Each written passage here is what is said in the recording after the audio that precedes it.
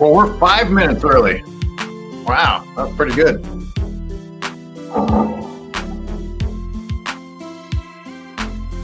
Yeah, we're gonna throw everybody off coming in early like this.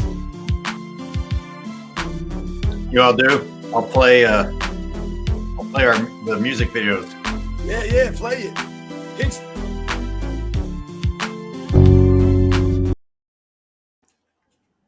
And here we are, still with a minute to spare. Perfect timing. Good afternoon, everyone. Good morning. Good afternoon to you, Sports and Fitness Rants. How you doing? Oh, I'm doing great, man. Once again, you guys know we thought we'd hit you guys with a Tuesday show. Me and the czar of video footage. Shout out to everybody that's already in the chat. I see you guys. King Speech Roll, Rookie 305, my man LT, my man Chip Ferguson, what up? Callie Young, Michael Knight, Birdman 423, Daryl Sloan, Thomas, Quietly Games, AC24, Armand Smith, Mick Zuggins, Roland Curtis. I see all you guys. DC, shout out to all you guys, man. You guys know the deal, man. Let's roll. Wow, we got a lot of people in. It's nice to see everybody. Good Jesse Glad Saget, of course. I wish that they would put this on the screen bigger like they used to. No more option for that. Just those. And shout out to L Explicit, who created that song. You guys know L Explicit, who created that song "Bubble in a Cup." Listen, man, I know we joke around a lot on here. We have fun with LeBron James and the LeBron James fans, but I don't think we can deny that song is pretty damn good, y'all. Yeah, I mean the lyrics are very accurate. They cover the story. Yep. At least they cover mainly the story of the pain for LA fans. You know, just like the last third of LeBron's. Oh my God, I want to say the last third of LeBron's century in the NBA, because it feels like it's been forever. When you're in pain, time goes very slowly. So speaking of, I see people in all these other channels talking about, oh, LeBron is losing his leverage, or this is the beginning of the end for LeBron. Well, what does that even mean? Yeah, I mean, does that mean we've got another? I mean, how many more years could that potentially mean? The beginning of the end doesn't really tell us much, considering what he's gotten away with so far. And I did right before this, I went ahead and released a members only video. I was going to play it live and then have us react to it, but this is better. But I basically spent the last couple of days just speaking into the microphone about all the insane shit happening already this week, which is exactly what we talked about on Sunday. Like, we can't keep up. It's if that's their strategy, then it's working. It's like, man, this dipshit said this, and we're already moving on to the next thing that he and Rich Paul have said by the next day. But with that theme in mind, how much has he already gotten away with in LA? And how many years have we already said, surely LA's had enough of his bullshit? Now everybody's convinced that they're finally moving on. I don't know, man. I just don't share the confidence, I guess. Yeah, I mean, listen, there's a couple of topics that I want to get into on this live stream. Once again, I see a lot of you guys coming in, commenting already. And LeBron James, absolutely one of the topics that we have to talk about. Like I said, his refusal to take a pay cut, once again, to help out the Los Angeles Lakers organization. Like you said, now he's being talked about in trade rumors, possibly. LeBron James possibly being traded. I mean, what are we doing here? Like I said, the new management for the LA Lakers, free agency as a whole. I see a lot of teams making moves. The Denver Nuggets have made several moves already. I see the Milwaukee Bucks making moves. So, yeah, things have been interesting. Like I said, the New York Knicks still don't have a head coach. They don't know what the hell they're doing. The Knicks disgust me. They really do. You get rid of Tom Thibodeau the way that you do, and you don't even have a plan, though. That's what pissed me off the most. They didn't even have a plan. You know what I'm saying? And then I also wanted to touch on the Tracy McGrady backing up on his comments about Kobe Bryant and basically highlighting the power that we have and the voice that the people, the fans out there actually have. Tracy McGrady felt the heat from the Kobe Bryant fans. What's stronger, our voice or the LeBron Mafia that made Alex Caruso back up his backstep his comments?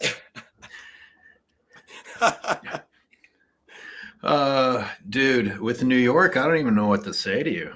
I think today the blaming is the plan, except New York didn't even have a follow-up. Victimhood, blame the coach, and yeah, I'm not convinced. Considering that the entire league gets hurt, this whole blaming Thibodeau for playing players too hard, I don't buy. But at least have a plan. That's old news, but it's still good news, especially for you being a New Yorker. My God,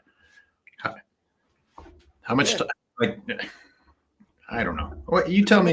Like I said, New Yorker. All the progress that the Knicks had made over the last several years, and like I said, you get rid of Tom Thibodeau. Okay, fine. You want to make that move, whatever.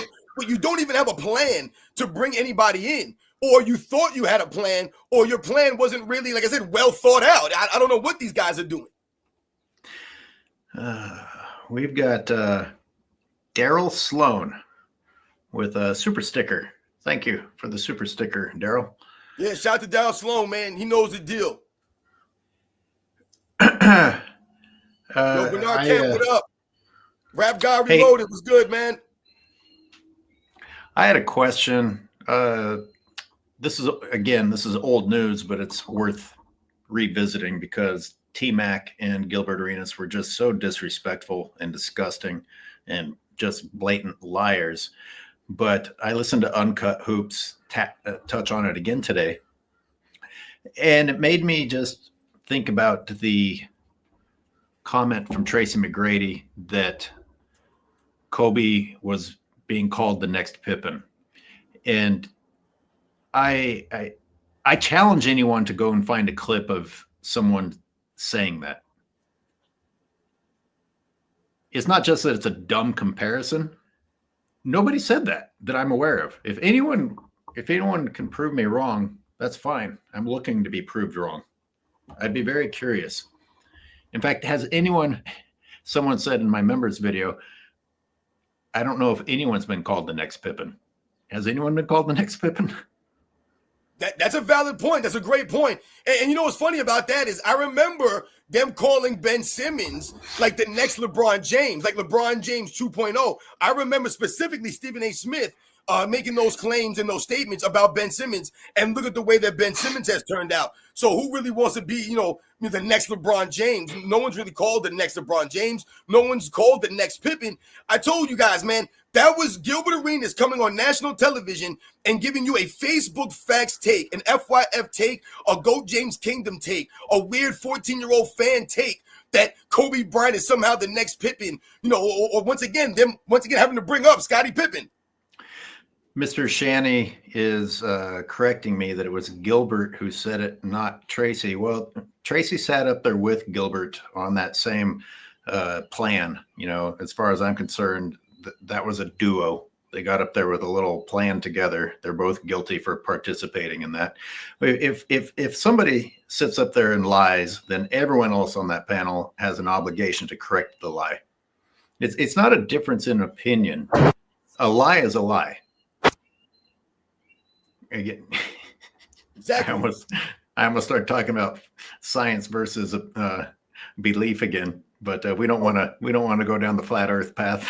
No, we don't want to do that. We don't want to upset anybody. We'll keep it about basketball today. Praise the Dawn.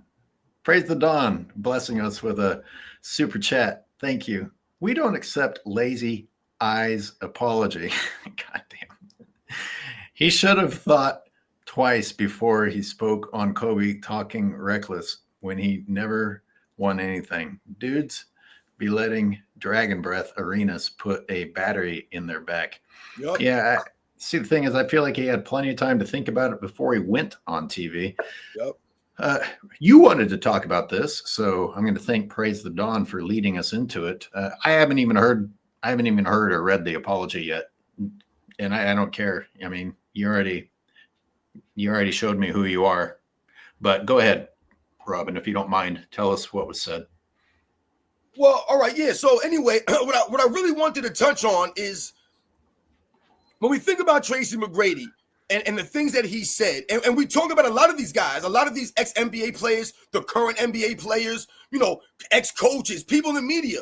All we're asking from these guys, these gentlemen, these professionals, is for these guys to remain consistent, man, to stand on whatever they say. Listen, we're not going to agree on everything. We saw that the other day in the live stream that we weren't agreeing on a lot of stuff, with some of the people. So we get all of that. But at least if you remain consistent, that's all you can ask from people, is to remain consistent, to hold on to their integrity, and to stand on what they say.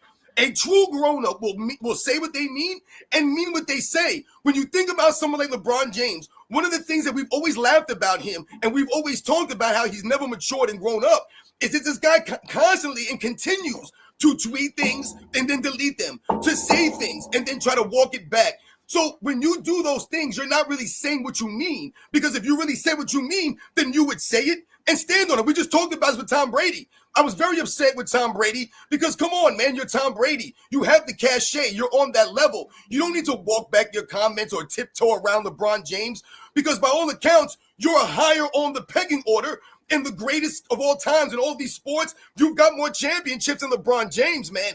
But these guys continue to do this. All we want is these guys to remain the same. So with Tracy McGrady, he starts talking about how, hey, man, I love Kobe Bryant. You guys know that he's my brother. I've always, stood up for Kobe Bryant and this and that. And, if you're going to say this now, no one wants, like you just said, AOH, nobody wants to hear it. Because now it almost seems as if you're just saying this because you got the heat put on you by the Kobe Bryant fans because you look stupid. It's similar to when LeBron James told everyone to keep that same energy, and then he deleted that tweet and realized he looked like a fool for saying this. Did he? I didn't know he had any self-realization at all. McZuggins says, never mind Pippen. Who's the next Larry Hughes? Thank you.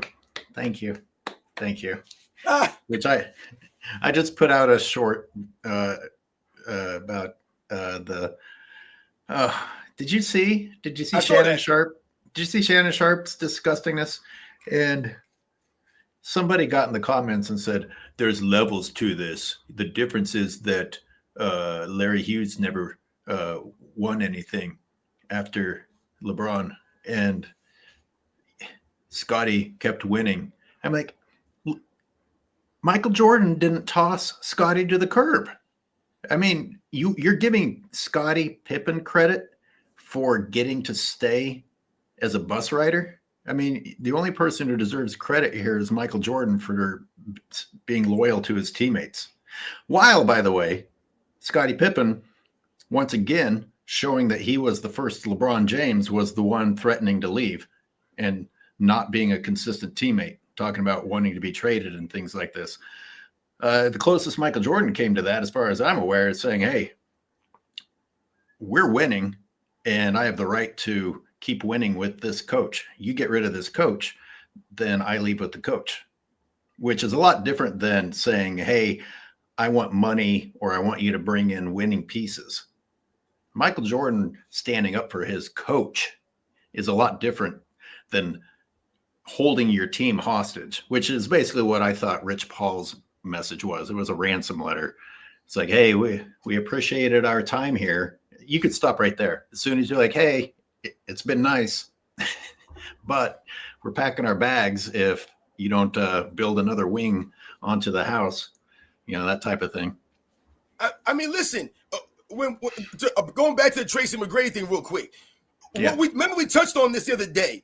And one of the things that I hit on that really upset me, that pissed me off, like I said, was the look on Tracy McGrady's face. Like I said, the way that it was the disgust. He was almost disgusted that they were having this conversation. It was like, man, how are y'all going to say that, man? I'm Tracy McGrady. Who are y'all to try to compare me to Kobe Bryant?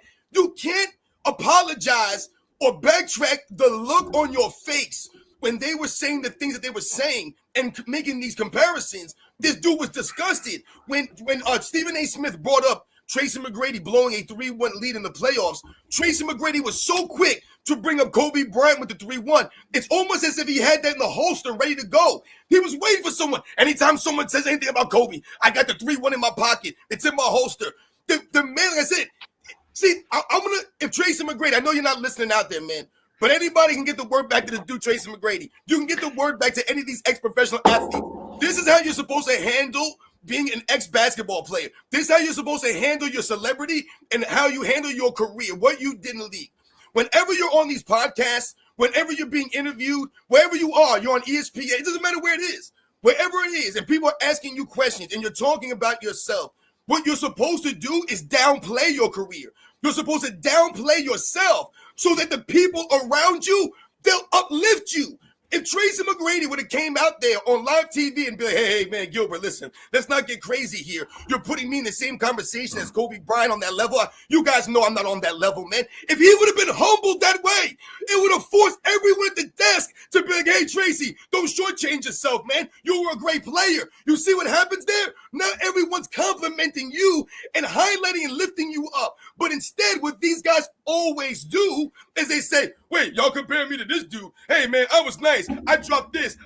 Gilbert Arenas started talking about how his first move was unstoppable, and Kobe Bryant needed all these other moves, counter moves, and all these other things because he wasn't as good on the first move. So Gilbert Arenas is so unstoppable, but he couldn't even make it out of second round. You see what I'm saying? These guys, instead of him being humble and being like, listen, man, I'm not on Kobe Bryant's level. I'm not on John Stockton's level. And then we big you up and give you some props to give you a little bit of credit. No, these guys don't do that. You touched on an interesting aspect of human behavior. It's like we actually get inspired, turned on by people who are humble. It's like your ears perk up. It's so rare. I think you're right. I think the rest of that panel, if Tracy McGrady would have shown some class, it might have sparked the people around him to be like, hey, man, you were good. You know, don't be too hard on yourself. But when you, as you said, Robin, have to beat everyone to complimenting yourself, which of course that behavior was set in play and made standard by LeBron James, then what else do other people have to do except say, well, you know, that's not what history showed us. And he also got rid of any chance at all of it being a simple mistake or him being humble when he said, you telling me I couldn't carry the Lakers with Shaq, which contradicts what they were saying earlier by saying that Kobe was a sidekick to Shaq. Wait a minute. How you're saying that Kobe was a sidekick, which means that Kobe wasn't carrying them, but you're going to carry them?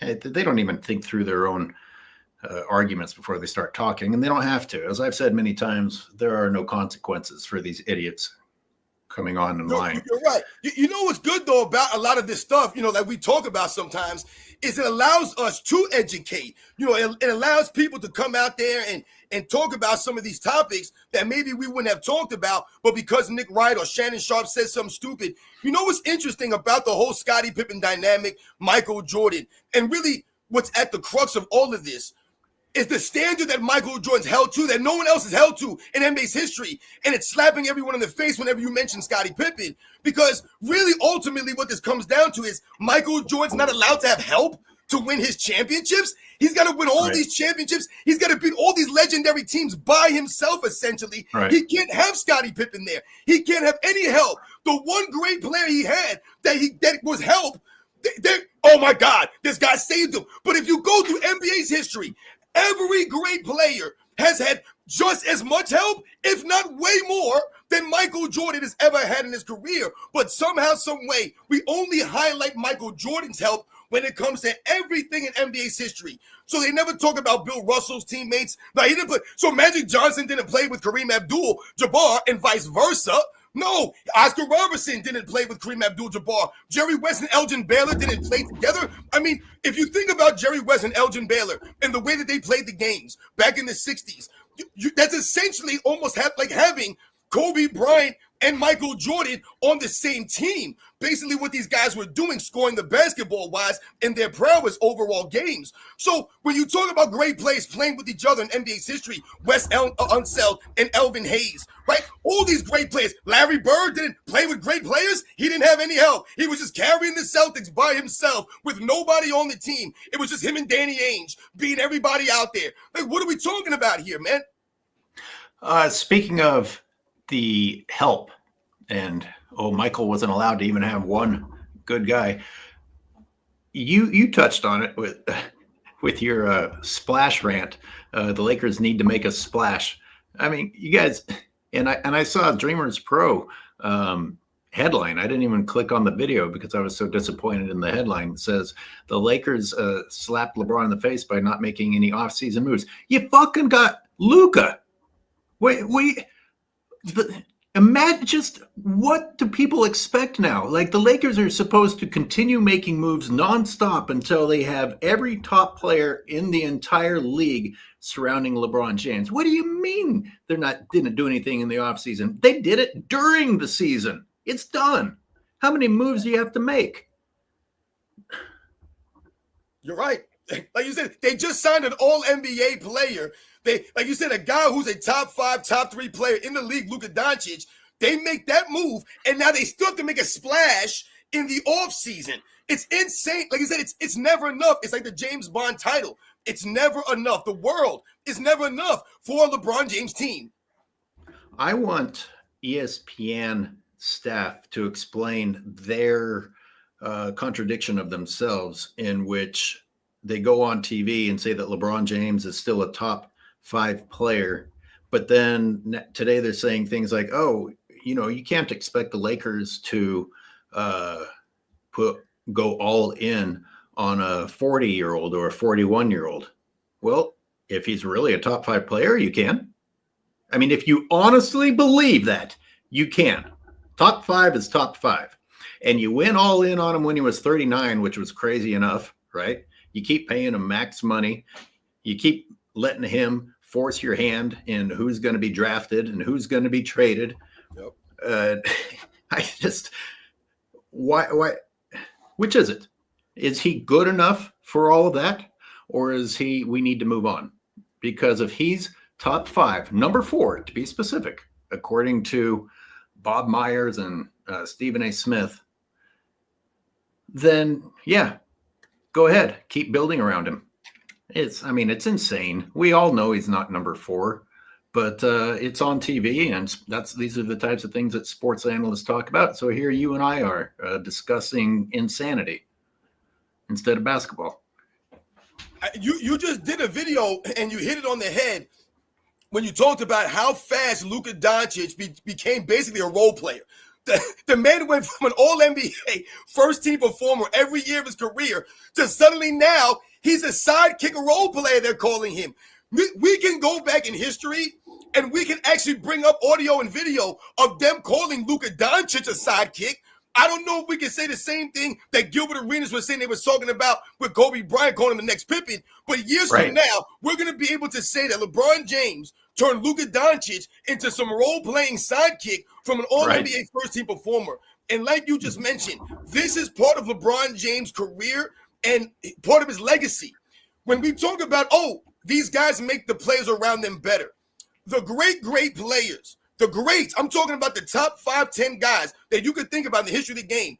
They truly maximize and get the most out of the guys that they can. When I just mentioned Larry Bird, man, the great players he played with, he made them greater. He enhanced these guys. Everyone was better because they were on the court with Larry Bird. They were at the best that they could be with him. LeBron James, we've seen other people be better in other places without LeBron James. And we've also seen the players that he played with have to take the burden on them to make the adjustments and sacrifice their games to make it work. The other great players I mentioned, what do they also do? They make the game easier for everyone around them. So like Magic Johnson, the Bill Russells, they allow the other guys to do what they do best. They make the game easier for you. LeBron James ain't never done this, man. So someone like Luka Doncic, this is part of it. They have to downplay Luka Doncic so they can turn around and say, he ain't got no help. This guy ain't got no help. But then when you look into the details, this guy's playing with one of the best players in the league. So Luka had not missed an all-NBA first team in the last 5 seasons until this year. LeBron James has not made one since 2020, 2021. And I was actually really disappointed to go back and find out that they gifted him all-NBA first team in 2020, 2021. There's not a chance in hell he earned that.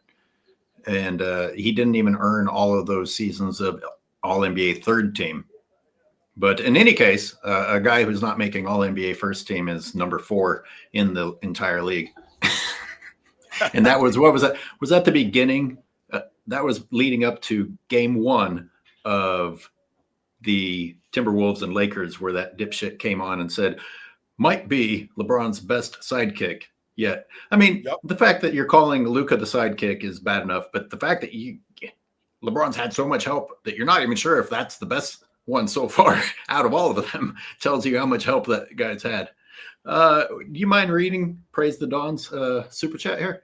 Yeah, absolutely. Shout out to Praise the Don. Hey, shout out to all you guys, man. I see you guys in the chat, man. Thank you guys for always coming through. Why is it anytime someone tries to give Kobe props, the knee-jerk reaction is to say, but he had Shaq. Magic and Kareem, yet Magic had Kareem, yet they're considered top 5. And see, Praise the Don is mentioning what I just talked about. For some reason, those guys, they're held to a higher standard as far as their teammates goes. No one ever says, whenever Larry Bird gets brought up, no one brings up Kevin McHale to try to take away from Larry Bird. Larry Bird and Kevin McHale, the guy with the greatest post moves in NBA's history. There are people who say that Kevin McHale, one of the great post players, if not the greatest post moves in NBA's history. He was known for being the man of 1,000 moves. So you had him. You had guys like Robert Parrish. He played with Bill Walton coming off the bench and winning a 6-man, right? You had guys like Dennis Johnson. So you never hear people trying to take away from Larry Bird. You never hear people trying to take away from Bill Russell. But for some reason, there are certain players that they use their teammates to take away from them. No one ever takes away from Tim Duncan's greatness by bringing up Manager Ginobili. Manager Ginobili was one of the first players out there doing the Euro step. Manager Ginobili was a clutch time performer, hitting big time baskets for these guys, but they never bring these guys up to take away. But they'll bring up all the time Shaquille O'Neal, not to big up Shaquille O'Neal, but to take away from Kobe. It's the same thing with Scottie Pippen. They don't bring up Scottie Pippen to big him up, to give him some props. They bring him up to take away from Jordan. If I were to bring up Shaq and Shaq's help, it would be if someone was trying to say that Kobe was better than Jordan, because I would say Jordan never had the luxury of someone else who carried the load from time to time, or they at least shared it evenly. But I've said it on here a lot. I've admitted that I wasn't the biggest Kobe fan, but I can't deny his competitiveness. I can't deny what he did. And the fact that he had Shaq, well, guess what? They were pretty much a frightening duo. It wasn't one carrying the other. That was a frightening combination. And that's the way it is, whether I like Kobe or not. And now I do, of course. You know, I never knew. God, how many times have I said it? LeBron James makes me go back and long for the days of Kobe Bryant, who was just shockingly more mature and composed and obviously a better competitor than LeBron James. Mr. Shandy with another super chat. Thank you. Really do appreciate it. That ransom letter works on Jeannie, but there's a new sheriff in town. They're basically telling Scrubnificent, you ain't got to go home, but you got to get the hell up out of here. Yeah, that's funny. I guess if letting someone take $53 million from you is saying get out of here. You know, it's funny. Shout out to Martin Lawrence, who used to say that all the time when he was kicking people out of his house, out of the apartment back in the day. Man, you ain't got to go home, but you got to get the hell up out of here. But point taken, Mr. Shanny. Like I said at the beginning of the show, I'm reserving my enthusiasm. Some true Laker fans I think that you want it so bad that you're seeing it as more of a sign than it is, because you really truly want to move on from the LeBron James era, like thinking that he's being traded or going to the Mavericks. I don't know. I don't think he's leaving, but I have no idea. That's kind of messed up. You know, every season, will LeBron be back or not? How about showing a little loyalty just once? I mean, freaking once. What do you think, Robin, if you had to put your money on it? LeBron leaving or not? Come on, man. AOH, you be asking these loaded questions, man. That's a tough one, man. Like you said, I mean, listen, LeBron, everything that LeBron James does is calculated. That's the one thing we know for sure. He's going to have a plan. He's not just going to make some move, you know, without something, like I said, in his back pocket, so to speak. Oh, well, he's in a win-win situation. So, you know what's funny? What did we mention the other day? We talked about how possibly in a not free agency, during the trading deadline in the NBA season, you could possibly have Kevin Durant being out there as trade bait, you know what I'm saying, during the NBA season. And now you can have LeBron James possibly being traded. I mean, this is insane. And, you know, I heard people saying that LeBron James is trying to maybe get traded to the Dallas Mavericks. I mean, my God, man. So did anyone say that other than Dreamers Pro? Because I know Dreamers Pro said that, but I think he might be fantasizing. But well, I actually saw that. I saw that not from Dreamers Pro. I'm trying to remember where I saw that, but I did see that someplace else, not from Dreamers Pro. LeBron James are possibly, you know, trying to make a move to the Dallas Mavericks. Like I said, not saying that there's really anything to that, but see, this is the thing. When you hear something like that, do you put that past LeBron James trying to make a move to the Dallas Mavericks? No. That actually, you would think, oh yeah, okay, I can see LeBron James doing that. Yes, that makes sense. He has that reputation. Yeah. I mean, there's no shortage of the rumors. I've heard them again being talked about going back to Cleveland. Anyway. That's why they say your reputation precedes you. You guys out there, you guys have heard that saying before. Your reputation precedes you. That means that when people heard about you, what they hear about you, what's being said about you, the reputation that you earn, it comes before you come. When your name is mentioned, that reputation is coming before you. This is what LeBron James. So when we talk about LeBron James and we talk about him getting the benefit of the doubt in some of these scenarios, we're not giving LeBron James the benefit of the doubt anymore. He's lost that opportunity because all the things that he's done, the consistency that which he's acted over the years, 22 years, we've been witnessing this nonsense. So once again, your reputation precedes you. Lucky's Lips with a super chat. Thank you. Much appreciated. LeBron is the hero of his own imagination. He is a living Disney character. Can you all recall him ever blocking someone's shot from the front? Not off the top of my head. I don't know. I'm not even sure. I'm not even sure if has he even blocked anyone from behind in a one-on-one? Maybe once or twice. LeBron James has got some nice blocks in his career. He's blocked guys straight up. He's played defense before. No doubt about it.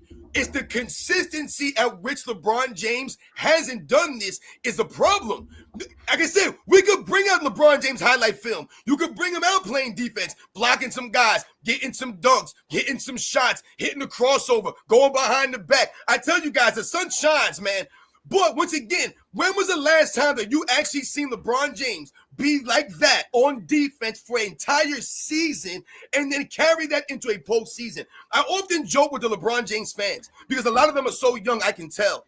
They were not even alive or remember, or old enough to remember the last time that LeBron James actually won a legit, real MVP trophy. They weren't even around for this. That's how long ago it was. This man didn't win an MVP in a long time. There was the last time that a LeBron James fan actually saw this man hustle and play defense. When was the last time a LeBron James fan watched a LeBron James game and this man went a whole game with not making across half court once? When was the last time that he won an entire game and this man made it across half court the entire game? When's the last time, guys? Think about it. A long time ago. When was the last time that LeBron James played an actual full season and did not walk off the court at least one time? Oh, and my fault. He told us on Mind the Game he's getting treatment. Oh, they talk about, I'm walking off the court early. They don't know. I'm getting treatment. I'm already thinking about the next game. I'm getting treatment. So you're the only guy in NBA's history that has to get treatment like that. No one else getting treatment has to walk off early to get treatment. Only LeBron James. And that particular treatment schedule is only on days when they lose. Exactly. Thank you, AOH. Uh-oh. None of the above with a loaded question, Robin. Worst best trade scenario for LeBron. Get out of here with these loaded questions. Man, that's a good question, though. That is a good question. Worst best for who? Worst best for who? The other side or for LeBron? I think that for LeBron, listen, LeBron James is in a lose-lose scenario. It doesn't matter. If LeBron James is really chasing Michael Jordan, he's in a lose-lose scenario. But if LeBron James is doing what we all know he's doing, playing for stats and money, just playing for the fame, then yes, then maybe LeBron James is in a win scenario because he can get his $50 million and he can go out there and stat pad on a team and get everybody else take the blame. Okay, we get that. But as far as his legacy going forward, he's in a lose-lose. It continues to be a lose-lose. Does anyone think that LeBron James' legacy has been pushed forward or he's, increased his legacy? If anything, all I hear is this man has dropped down a lot of people's rankings. Oh, well, you're not paying attention because Nick Wright and Chris Broussard said that that LeBron can't hurt his legacy. So sorry, Robin. They said so. Remember, AOH, remember everybody out there, it can never be a one-way street. Your legacy is not a one-way street, man. If you keep playing, if you can enhance your legacy by winning a championship, then you can damn sure take away from your legacy. The Jesse Glad Saget says, LeBrick, thank you, by the way, Jesse, for your support. LeBrick stopped playing defense in 13-14. Curry started playing defense in 13-14. Steph has played more D than LBJ since 13-14. And he adds fact at the end. Yep.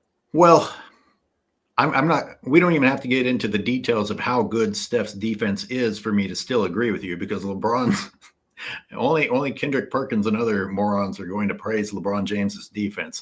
Oh, by the way, and I joked about this in my members video, I went back and started trying to finish my series called LeBron Plays the Five, breaking down in thorough detail the Timberwolves. And when LeBron James guarding Rudy Gobert gave Rudy Gobert the best game of his career. Dude, I thought I was almost done because I'd already done 45 minutes of it. I was still in the first period. I've got so much more to do. He's that bad, man. I mean, they cheat every other fucking play, man. And LeBron has already not gotten back across half court 6 times. I'm not. Yep. In the first period, people. How are you? Even if Luka's bad on defense, how is Luka the one getting blamed for being not in shape when at least he's the one running back and forth? At least he's running back and forth. Exactly. His muscles. He's got to start putting out some muscle videos. Wait, Instagram videos, I guess. We'll be impressed by that, but not. I mean, think about the standard, AOH. LeBron James doesn't even have to go across half court, but Michael Jordan has to beat the '86 Celtics by himself. Oh yeah, Jordan was. It's a different standard, man. Jordan was terrible until Pippen came along. He couldn't even beat the Celtics by himself. By the way, all the people that say Jordan didn't do anything until Pippen came along are dismissing his Olympic gold medal and his college championship. I guess an Olympic gold medal is shit now, huh? Yep. LeBron. What? LeBron named bigger than my game, James. Shout out to Terrence Potts.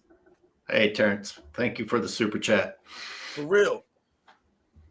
I still can't believe that the New York Knicks don't have a head coach and they don't have any clue what they're doing. I don't get it.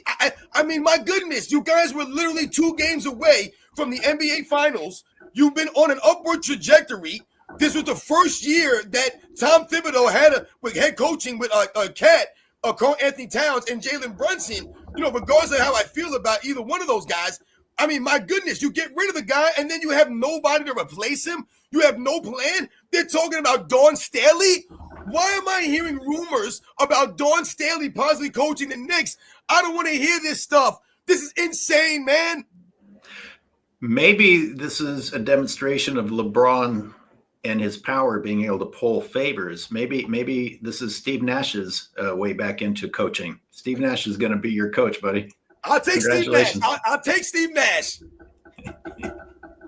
Where's Mark Jackson? Where's Sam Cassell? Get somebody. Help. It's almost like that scene from Half-Baked, the movie Half-Baked, with Dave Chappelle as Sir Smoke-A-Lot when he came to sell him the weed, man. And he's like, somebody, help. Help. Oh, man. None of the above. Thank you, none of the above. Fanboys were glazing LBJ for his playoff defense, but ignore the statuesque cherry-picking exhibition of the regular season. Bring back reality.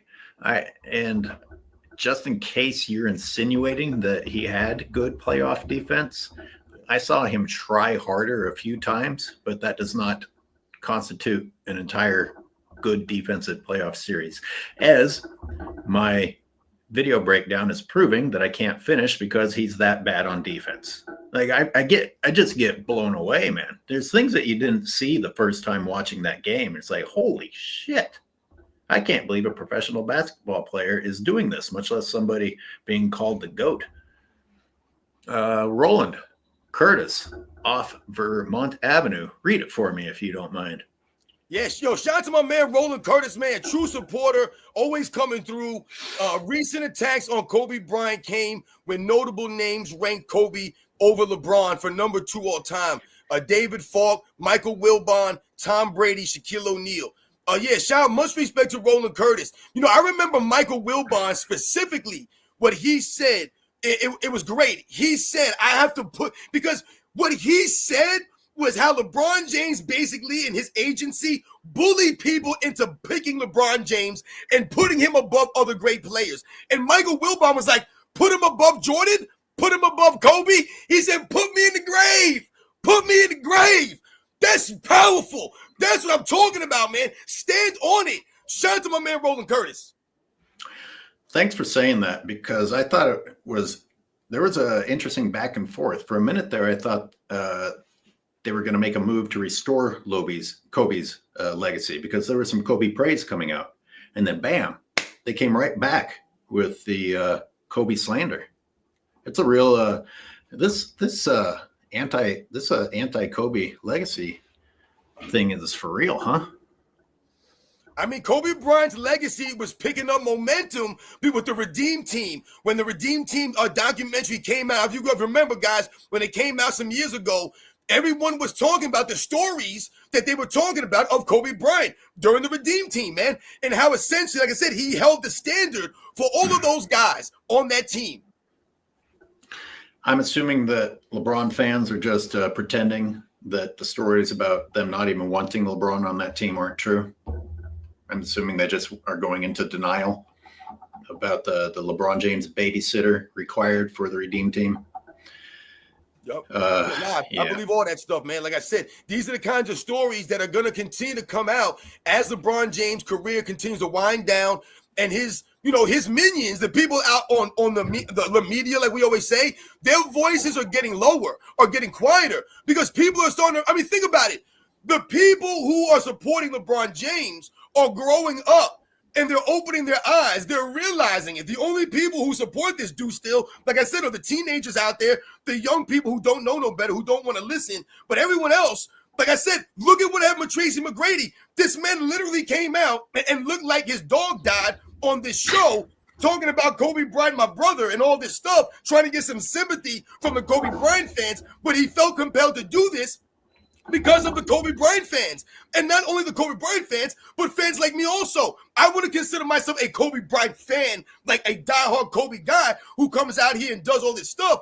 But I support Kobe Bryant because I respect Kobe Bryant's basketball career. And I respect how he carried himself on the court and what he accomplished. So if that's the case, if I'm a true basketball fan, then I have to stand up for the nonsense, man. We should move on, but before we move on from Kobe and LeBron, one of the things that I don't think got enough attention was the claim that LeBron was at Kobe's funeral, but there's no footage of it because LeBron said, "Don't film me." Can anyone picture LeBron James ever saying, "Don't film me"? First of all, Mr. probably brings little tear bottle things with him to places to make sure that there is a good shot of him getting emotional. That type of dude. Yep. Secondly, the entire world just obeyed? There wasn't anyone out there with a camera that was willing to disobey that request? Stop it. Are you fucking kidding me? What kind of a fantasy land are we living in? It's so true. Compare healthcare with the super chat. Thank you so much. Let's all not forget that Michael Jordan led the U.S. team to gold in the 1983 Pan America Games also. Yes. Yeah, see, once again, like, we were talking about, shout out to Compare Healthcare, man. Always coming through. Been a long time supporter of our Sunday lives and our shows. When you talk about Michael Jordan, the accomplishments that he had before he even got to the NBA, AOH, you mentioned is how it's overlooked. No one mentions Michael Jordan's accomplishments, what he did, before Scottie Pippen. They just act like, he was nobody, and all of a sudden, Scottie Pippen made him. Like I said, to me, there's never been a teammate, a duo in NBA's history like Michael Jordan and Scottie Pippen because of the dynamic between what they could do on the basketball court, the positions that they played, but also the dynamic between them in practice. People used to talk about Michael Jordan going after Scottie Pippen in practice. When we talk about the Shaquille O'Neal, the Kobe Bryant dynamic, Shaq can't guard Kobe Bryant in practice. Kobe Bryant's not guarding Shaq in practice. They can't necessarily push themselves like that to that degree. When you think about Shaq coming in when he came in and Kobe Bryant coming in when he came in, it's different. Michael Jordan was always seen as a big brother to Scottie Pippen, right? He was always seen as the enforcer on the Chicago Bulls. But Shaquille O'Neal never really had that demeanor like that. So if the dynamic between them was never the same, or like a Scottie Pippen, Michael Jordan. So, all these things, when you talk about what Michael Jordan did for Scottie Pippen, the development, like I said, being there, having his back so he can stand up to the Detroit Pistons, so he can have that confidence to go against the New York Knicks and some of these other teams. McZuggins said maybe the funerals where that dance clip of LeBron actually came from. God damn. No, McZuggins be having some good stuff. Listen, once again, we wouldn't put it past LeBron James because this is the kind of person that he's shown us to be. Oh man! Speaking of, who was I complaining? Was this already on Sunday? LeBron excited to get back into rehabbing his knee.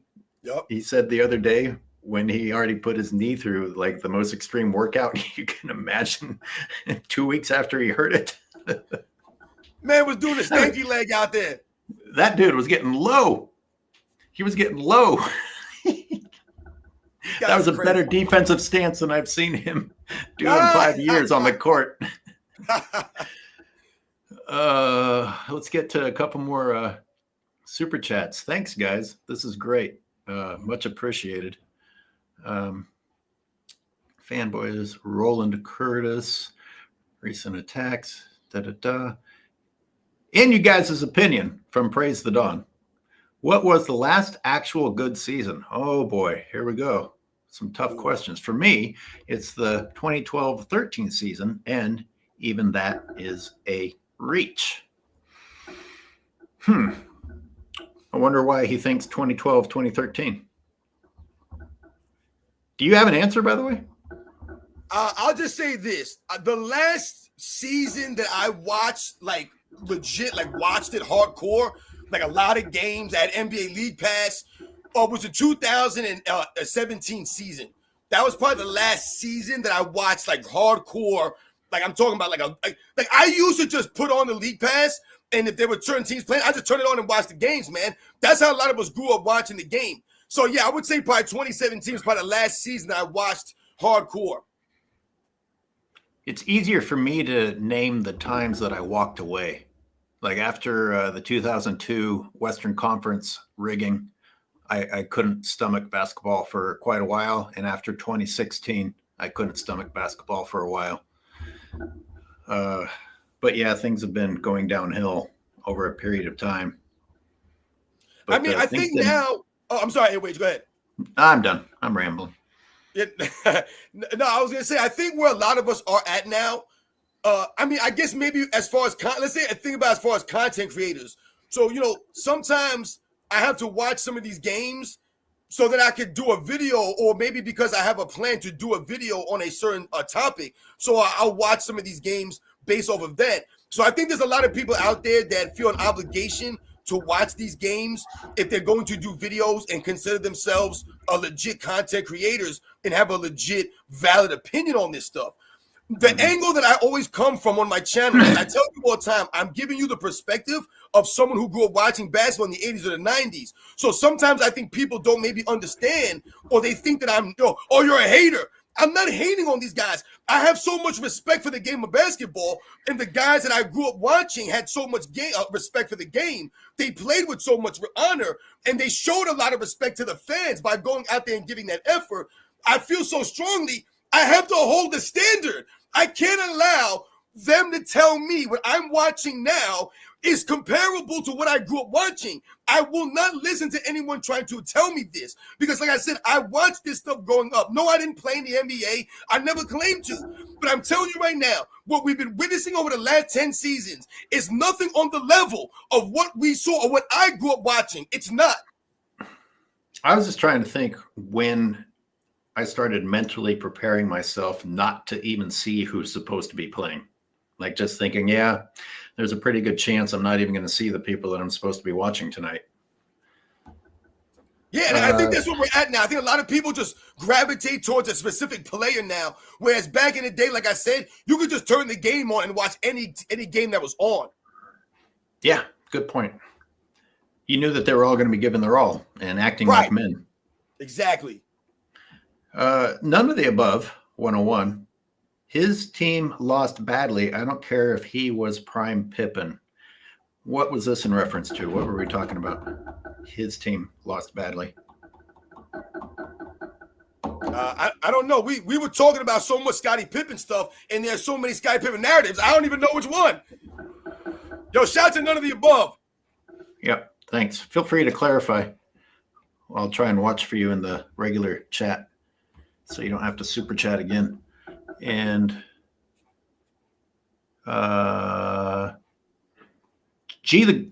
Gary, is this G the Great? Is that G the Great? That's G the Great. Why the hell do LeBron's former and current teammates and coaches stay silent? Also past legends who the media disrespects. Salute, guys, you're the best.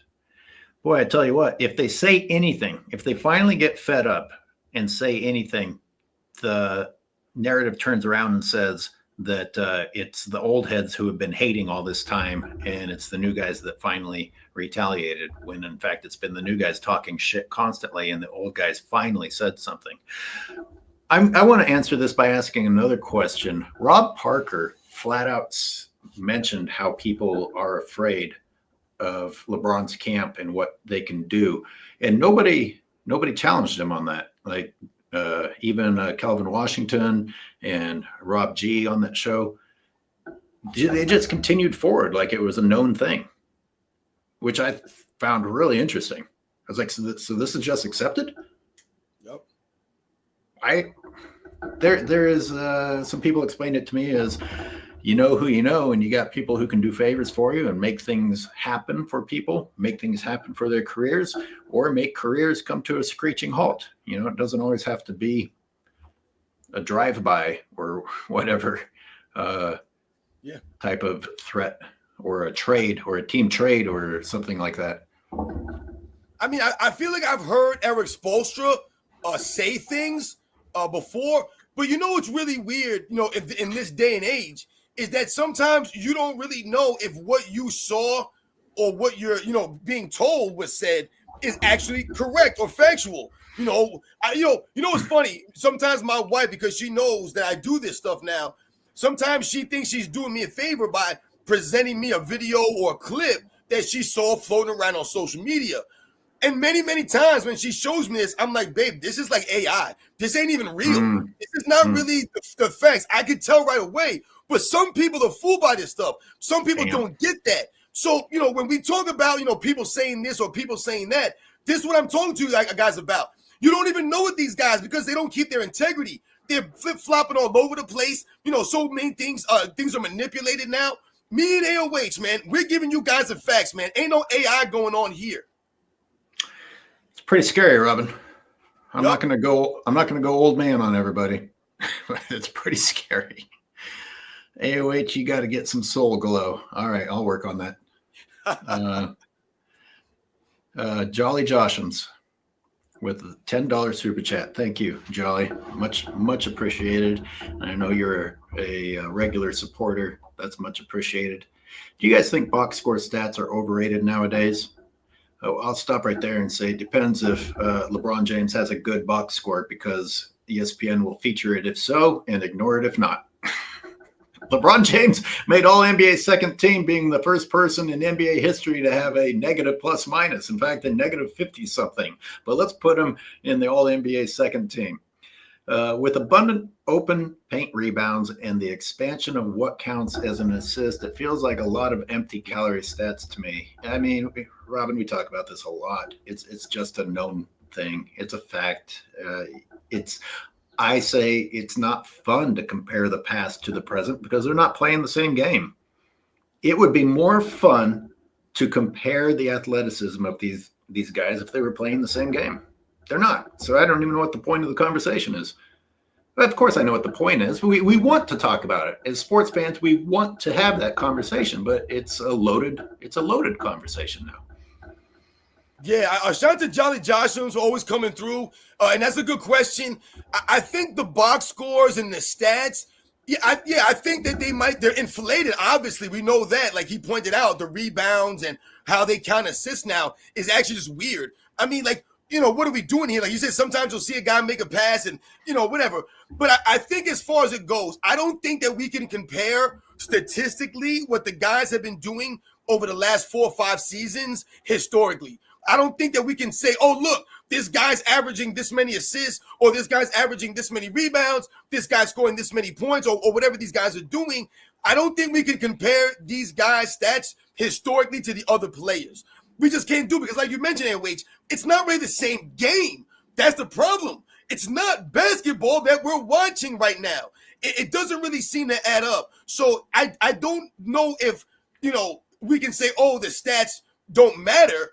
But I don't think that you can compare or have a debate based off of the guy's stats and what they're doing today and based off of the other eras. It's like I always talked about with Scap when he mentioned the Oklahoma City Thunder and, the differential that they had this season. And we talked about this season in general. Think about how many 30, 40-point blowout wins and losses there were this season. Even in the playoffs, there were a lot of 30-point losses. So when you talk about point differential, why are there so many blowouts for some of these teams? Because of the way these guys are playing the game. They're chucking up all these threes, so you turn a 10-point loss into a 40-point blowout because instead of just taking 30 threes and stopping, you just shoot yourself out of the game. Haas, I just saw you asking for a call-in link. I got to tell you, man, email me because I will fit you into a regular show with the Haas. I don't know what we'll call it. The Haas Hoedown. The Haas hoedown that lasts for exactly 60 seconds, and you get in as much as you possibly can. You give them 5 minutes. Yeah, let's see. Maybe we'll post the link. I've got a pretty hard cutoff coming up. I got to take the lady out on a date, but Haas can go rant at the end if. You want to go? You want to do a show tomorrow? Yeah, we can do. Hey, Robin and I are getting close to having a regular summer schedule with more shows. And some people asked us to do Monday, Wednesday, Friday. I think I could at least do Monday, Wednesday. Most of the summer. I guess Robin and I should talk about this offline, but we are working on it offline. There I am with that shit. Yeah, I mean, if we do a show tomorrow, hey, Haas, if you're available tomorrow to come on the live tomorrow, man, we'll throw you on the live, man. Yeah, but it's angryoldhoops@gmail.com, dude. Email me so that we can set things up. I like to have a little bit of planning available. We got a couple more supers, and then Robin, you make sure to let me know if there's anything else you needed to get off your chest today before we end it. G the Great, Gary, member for 12 months, is back. We are definitely not watching real basketball. Back in the day, the game kept you on the edge of your seat. Today's NBA has no soul. Didn't some dipshit try to say, I don't know, the exact opposite again of what's true about the effort that was put in the old day, while we've been out there showing that all-star games were more intense than today? I mean, does reality matter at all? I was just about to bring up the All-Star game, AOH, and reading my mind, my man. I mean, think about it. When Gary mentioned something like, he says, today's NBA has no soul. That's powerful right there, man, because that's how a lot of basketball fans are feeling, that the game is just kind of like they don't care about them anymore, because everything that the fans appreciated has kind of fallen by the wayside. When you mentioned the All-Star game, I don't know about you guys out there in the chat, man, AOH, but the All-Star game, like I said, when I was growing up, that was a big deal, man. The All-Star weekend, to watch those guys go out there and compete on Sunday was a big deal, because there was a legit rivalry between the Eastern Conference and the Western Conference. There was bragging rights. There was pride. These guys want to go out there and compete, man. And also, we thought about the slam dunk contest, the three-point contest. Those things mattered. The slam dunk contest was iconic when I was growing up. It really mattered, man. I remember, man, being around that TV and having that All-Star Game slam dunk contest getting ready to come on. Man, and why would we like that? Because of the players that went out there and participated. It wasn't some guys that you never heard of. Hey, Dad, who's in the slam dunk contest? You knew who them dudes was. You knew who they were. And they were going to go out there and put in a show for the people.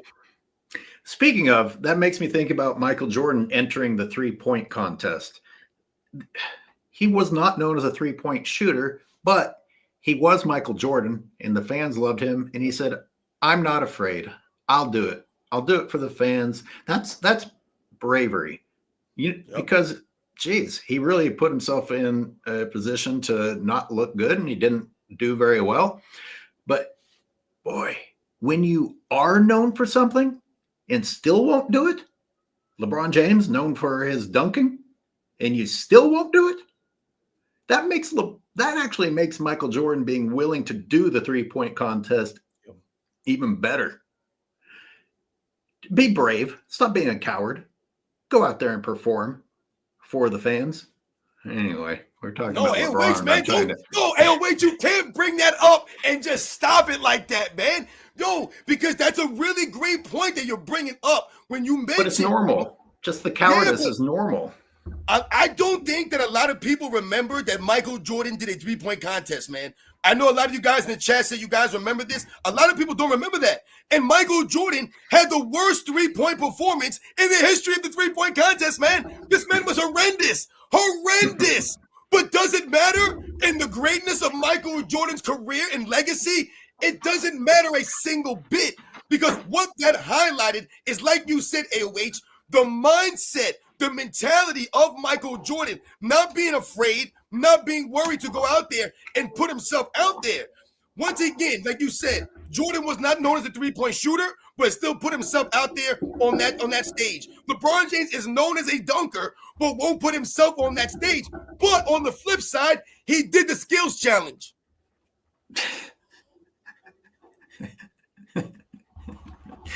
Okay. Yeah, that doesn't make sense. But hey, he's got a bag almost as good as Kendrick Perkins's.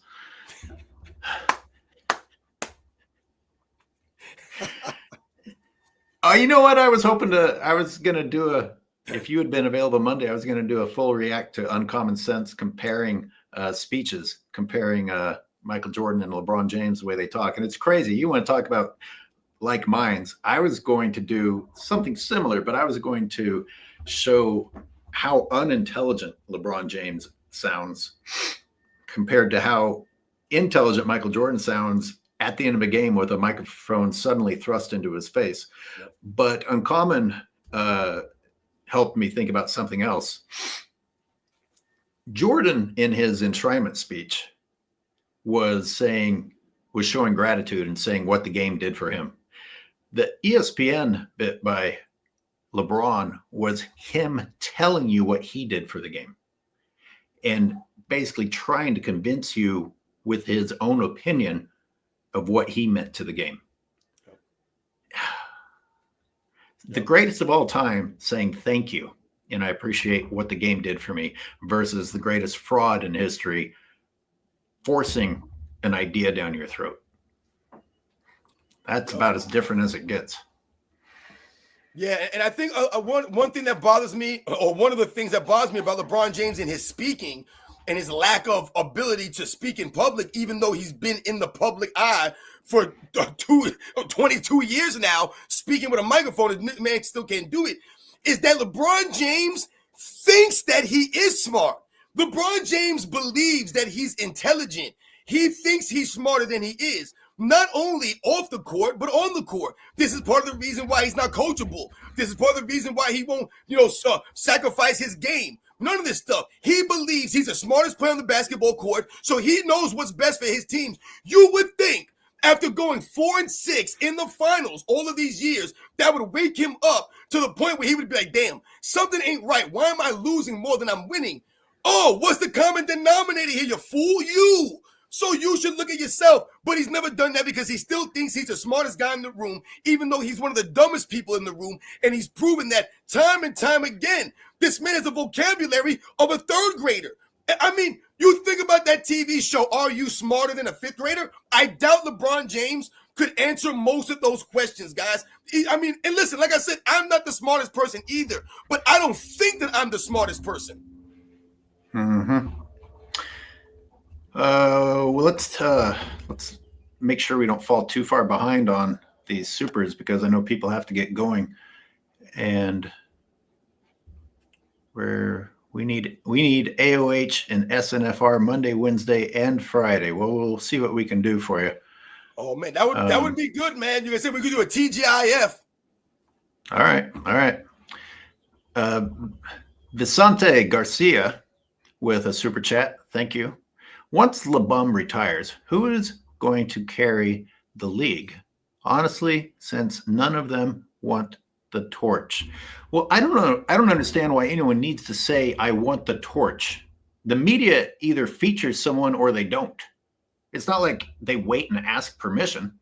I don't get this shit. And I tell you what, if the media wants to move on, why is everything in my feed talking about what's LeBron going to do? Talk about someone else. But I don't know. I think my first point was more important. You don't have to wait for someone to say, I want the torch. If there's a great player out there worth honing in on, then hone in on him. Or 2 or 3 or 4. And there are some out there. But today's character in people in general has dropped. So not very many people are 100% across the board inspiring. They're going to disappoint you. But there are some people that are a huge improvement over LeBron James. Absolutely. Who would you like to see? Who'd you like to see featured more often? I think that there's a bunch of plays. I'll be honest, I don't know if we could put our finger. See, but I think that can be a plus for the NBA. I hear a lot of people pushing back on the Europeans taking over the NBA. And I get all of that. Americans have a lot of pride, right? We have a lot of pride in our country, in our sports, all that. I get all that stuff, man. But I don't necessarily think that it's a bad look for the NBA to have European players, and let's say as the face of the league, just because of the greatness of them. If these European players were being promoted and they were mediocre or not that great, and they were just being promoted because of some other agenda, then yeah, I can see people being upset. But listen, we know that Nikola Jokic is never going to be the face of the league. And I'm sure Nikola Jokic doesn't want to be the face of the league. He don't have that personality. But right. If you talk about someone like him, the Giannis Antetokounmpos, the SGAs, these are technically foreign players. But you can get behind these guys because of the effort that they give. I think that at the minimum, at the bottom of everything, the NBA players need to give more effort. They have to let us know and show by their effort that they give a damn. Because it seems to me, over the last 5, 6, 7, 8 years, these guys don't give a damn. Like, we seem to care more than they do. And that's insane. They're supposed to be getting paid to play a game that they already love. So not only do you already love the game, you're getting paid on top of it. So, I mean, my God, a lot of us out here, we go and play basketball in the streets because we love to play basketball. Ain't no one paying us to do this. We just do it because we love it. So at the bottom of everything, these guys need, right, to go out there and give the effort. That's what they need. They got to show up to work. They can't be load managing. You know how Steam Engine likes to talk, get me talking race topics. And it led to us talking about the European thing. And we concluded that the media has put in our heads that it's a big deal because European players, foreign players, period, in the NBA is not new. And nobody was really bitching or whining about it until we were told, oh, maybe we should be concerned about this. Look at Vlade Divac in the 91 finals. He wasn't just the Lakers center. He was an excellent center. And as a child, I can remember there being a promo commercial of Vlade. And I was like, oh, wow, look at this. This guy has a funny voice, but it wasn't, oh God, America's threatened. And we've continued to have a lot of excellent foreign players over the years. And it's only recently that, I guess we'll call it a narrative, was put out there that, oh my God, maybe we should be concerned about this. If there's anything to be concerned about, is that the Americans' style of play has slacked off so badly that now people are saying, well, we enjoy the Europeans more. But it's not that Europeans have come in suddenly and taken over the NBA. Something has gone wrong that has caused you to be sensitive that there are Europeans in the NBA.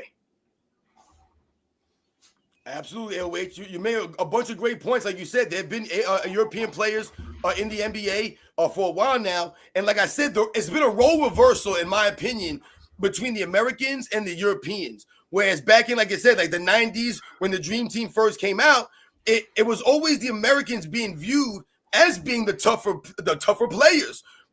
USA basketball, the NBA is the standard. These guys are physical. The Americans are tough. They're gritty. They're nasty. They're loud. They're in your face. You remember Charles Barkley getting a lot of heat in the 92 Olympics because of his brash attitude. This is America, man. This is how we do things. This is how we are, man. So, like I said, there's always been a lot of pride there.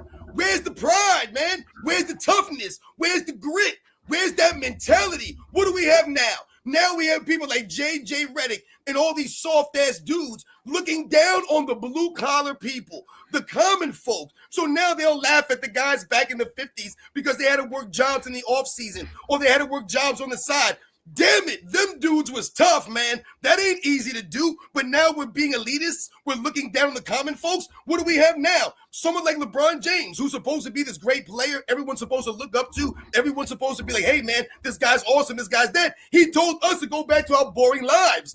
And for what reason? For no reason at all. Just because he felt the type of way, because he turned his back on his hometown, and then people got mad about it, and he couldn't handle it. You see what I'm saying? Like, it doesn't add up. Think about... But you're not considering LeBron's hardships, like not having chocolate chip cookies on his plane. Hey, he's been through a lot, man. I can't believe these things are real. You'd think I would be making this shit up. Back to Vicente. I hope I'm saying this correctly. If the media wasn't telling us, oh my God, a European is the face of the league, I think we could have a foreigner as the face of the league. Just don't fucking talk about it and it would be fine. If they're loved, they're loved. People love a winner. Be the best, be likable, and that'll take care of it. I don't give a shit it won't even matter if the media tries to crap on the person. If you're loved, you're loved. We got to get through these supers because they're coming in, and I'm so thankful. I really do appreciate it. None of the above circled back and said I was referring to LBJ's elite defense. Looks like Lakers made no moves so far. If this keeps up, LA might be able to escape Clutch's influence. Well, yeah, I guess that's a way of saying goodbye to LeBron, that they did bring in Luka, and that's the end of it. But I don't understand how they could do anything else. That's the other side of the argument. How could they still have the ability to make moves and leverage with LeBron taking all the money and having already brought in Luka and everything else, the magic show that Rob Pelinka's been forced to pull every single season because of LeBron James? It never ceases to amaze me that the Lakers can still do anything. They should be in a losing pit for the next decade after what LeBron has put them through, but they're still going to pull something out of their ass. At least that's what usually happens, in my opinion. Yeah, I mean, it's really funny how LeBron James was getting all this praise for playing, defense in that series against Minnesota. Once again, proving that the standard's been lowered for someone like LeBron James. So him playing, elite level defense or him giving effort every once in a while is LeBron James playing great on defense because the standard is him not getting across half court. So they're like, hey, LeBron James is playing great. He got across half court. I mean, it's insane what we're celebrating this guy for. Or bring in a Luka and just talk about Luka being out of shape, and we won't even think about how badly LeBron played. Hey, everyone, it was Luka's fault. No matter what actually transpired, just focus on the fact that ESPN says that Luka's out of shape, and ignore the fact that Luka outplayed the best conditioned guy in the league. Roland Curtis of Vermont Avenue says there is an agenda that says we know that LeBron failed to take the number 1 spot from MJ, so LeBron must be number 2, right? Yeah, this is a big topic. Who do you guys have at number 2? Where is Bron? Bron's not in my top 50. Yeah, I have Will Chamberlain number 2 on my list. But I've always told people, though, I don't have a definitive 1 through 10. I have Michael Jordan and pretty much everybody else, whoever you guys got. I've copped out of this before. You guys are going to have to stop asking. Robin and I are maybe the 2 worst people to ask this. I don't worry about the list that much. I know whether you are inspiring to watch and whether you forced me to respect your game. Like I said, I rooted against Jordan at the end of his career, and I rooted against Kobe his entire career. But however you feel about certain players, they were who they were, and you can't take away their competitiveness. And Jordan's just the more these revisionists have forced me to look at Jordan again, and he only gets more impressive. Sure, he's had some bad games, but like I wasn't aware of some of the numbers that Jordan was pulling off because that wasn't being shoved down your throat back when he was playing. You were too busy going, yep. You were too busy having a good time watching a great show, yep, to be worried about what his stats were. To bring up something that you said the other day, AOH, in relation to this topic, shout to Roland Curtis again. You said something. You said something about you put Charles Barkley ahead of LeBron James.